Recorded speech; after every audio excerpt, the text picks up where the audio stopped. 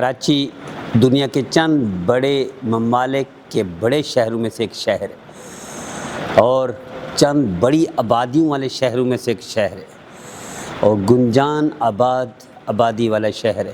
اور پاکستان کا سب سے بڑا شہر ہے، 3 کروڑ پلس آبادی کا شہر۔ اس میں کوئی شک نہیں کہ ایسے بڑے شہروں میں نیکیاں بھی ہوتی ہیں، گناہ بھی ہوتے ہیں، اچھائیاں بھی ہوتی ہیں، برائیاں بھی ہوتی ہیں، لیکن المیہ یہ ہے کہ جب برائیاں اتنی عام ہو جائیں اور جرأت کرنے والے اتنی جرأت کریں بدکاری پر کہ ابھی آج ہی کچھ گھنٹے پہلے قیوم آباد کے علاقے میں علی نام کا مزدور، اس کی 1.25 سال کی بچی، اس بچی کا ایک دور قریب کا ماموں وہ بدکار چیز لینے کے لیے 1.25 سال کی بچی کہ میں اس کو چیز دلانے کے لیے جا رہا ہوں دکان پر، یا اس کو آئس کریم دلانے جا رہا ہوں شاپ پر، یا اس کو کچھ کھلانے کے لیے جا رہا ہوں باہر، اور اس کے ساتھ بدکاری کرتا ہے، بدفعلی کرتا ہے 1.25 سال کی معصوم بچی، اور پھر اس کو قتل کر دیتا ہے۔ یعنی اب المیہ دیکھیے کہ جہاں شریعت ہمارا ملک اسلامی ملک ہے، شریعت زنا کی سزا کیا دیتی ہے؟ یا تو 100 کوڑے اور یا رجم، یعنی 100 کوڑے وہ بھی بن جاتا ہے بندہ، رجم پتھر مار مار کر مار دو، اور دوسری طرف پھر قتل ہے کہ قتل کا بدل قتل ہے۔ اور عدالت نے سپریم کورٹ آف پاکستان، یعنی سب سے بڑی عدالت پاکستان کی، ابھی حال ہی میں معصوم بچی کے ساتھ ریپ اور قتل کے ساتھ مجرم کی سزا برقرار رکھی ہے، موت کی سزا دی ہے، اور ابھی سیاہی خشک نہیں ہوئی تھی اس فیصلے کی، بلکہ ابھی حال ہی میں سرگودھا میں بدفعلی ہوئی، اس کو بھی مارا گیا، اور اسی طرح سیالکوٹ میں بدفعلی ہوئی، اس کو بھی بیچاری کو مار دیا گیا، اور بھی بہت سارے علاقے وہ ہیں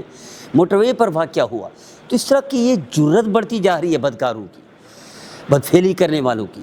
اور نافرمانی والوں کی، ثانیوں کی، قاتلوں کی۔ یہ کیوں؟ دیکھیں شریعت نے جو سزائیں مقرر کی ہیں، ہم سمجھتے تھے کہ ہاتھ چور کی سزا ہاتھ کاٹنا ہے، میں سمجھتا تھا کہ سعودی عرب میں جاؤں گا تو ہر ایک کے ہاتھ کٹے ہوئے ہوں گے، چونکہ وہاں اسلامی سزائیں مقرر ہیں۔ میں وہاں دیکھا تو مجھے کوئی ایک بھی نظر نہ ہے یہ ہاتھ کٹنے والا۔ میں یہ نہیں سمجھتا تھا کہ بازو کے پاؤں کٹے ہوں گے، ٹانگیں کٹے ہوں گے، بازو کے ہاتھ کٹے ہوں گے، یہ تو سارا معاشرہ، آدھا معاشرہ ایسا ہوگا۔ جب وہاں گیا پہلی دفعہ جب گیا، اب تو سینکڑوں دفعہ جا چکا الحمدللہ، تو مجھے کوئی ایک بھی ہاتھ کٹا ہوا نظر نہ آیا۔ اس لیے اسلام کی سزا نافذ کرنے کا خوف اور دہشت اتنی ہے کہ وہاں چور چوری نہیں کرتا، وہ دہشت اتنی ہے زنا کرنے کی کہ وہاں کو زانی زنا نہیں کرتا، وہ دہشت اتنی ہے کہ وہاں قاتل قتل نہیں کرتا، وہ دہشت اتنی ہوتی ہے کہ نافرمان نافرمانی نہیں کرتا۔ بلکہ نبی کریم صلی اللہ علیہ وسلم کے مبارک دور میں ایک صحابی سے غلطی ہوئی، آ کر اقرار کرتا ہے مجھے سزا دے دو۔ شریعت کو مکمل کرنے کے لیے جو شیان شان تھے نبی کریم صلی اللہ علیہ وسلم کے، اللہ نے نبی کریم صلی اللہ علیہ وسلم کو استعمال فرمایا تاکہ اسلام مکمل ہو، شریعت مکمل ہو، قرآن مکمل ہو، احکام مکمل ہو۔ اور جو نبی کریم صلی اللہ علیہ وسلم کے شیان شان کام نہیں تھے، وہاں صحابہ کرام کو استعمال فرمایا۔ تو ایک ایک صحابی سے کوئی غلطی ہوئی ہے، کہیں غیبت، کہیں گناہ، کہیں چوری، کہیں زنا، ایک ایک سے ہوئی ہے، ایک ایک جرم ہوا ہے۔ تو اسلام نے احکام کو مکمل کرنے، یعنی اللہ نے احکام اور شریعت کو مکمل کرنے کے لیے اس طرح استعمال فرمایا صحابہ کرام نے۔ صحابہ میں سے کوئی ایسا نہیں تھا، نبی کے جب دیکھتے تھے تو اندر باہر سے صاف اور پاک ہو جاتے تھے۔ تو ایسا معاشرے کی آج بھی اثرات ہیں سعودی عرب میں، بلکہ عرب ممالک تمام بھی، کیونکہ شرعی سزائیں مقرر ہیں، تو وہاں دور سے، یعنی 100 نہیں، میں کہتا ہوں 1,00,000 گنا پہلے کوئی سوچتا ہے چور چوری کرنے سے پہلے، قاتل قتل کرنے سے پہلے، زانی زنا کرنے سے پہلے، بدفعل کرنے والا بدفعلی کرنے سے پہلے 1000 دفعہ نہیں 1,00,000 دفعہ سوچتا ہے۔ ہمارے معاشرے میں چونکہ سزائیں نہیں دے رہے اور کھڑے ہو جاتے ہیں NGOs۔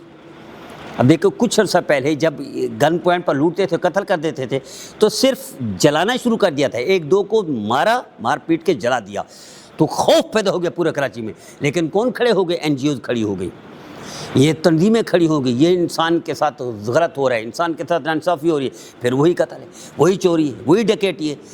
یعنی وہ قتل کر دے مجرم تو اس کو کوئی نہیں پوچھتا، وہاں NGOs کھڑی نہیں ہوتی، انسانیت کے حقوق کے ادارے کھڑے نہیں ہوتے، وہاں شمع نہیں جلائی جاتی، وہاں شور نہیں مچایا جاتا۔ لیکن بدفعلی کرنے والے بدکار شخص 1.25 سال کی معصوم بچی کو بھی زنا کر کے قتل کر دیتے، وہاں کوئی کھڑا نہیں ہوگا۔ تو میں درخواست کرتا ہوں پیپل پارٹی کی حکومت سے،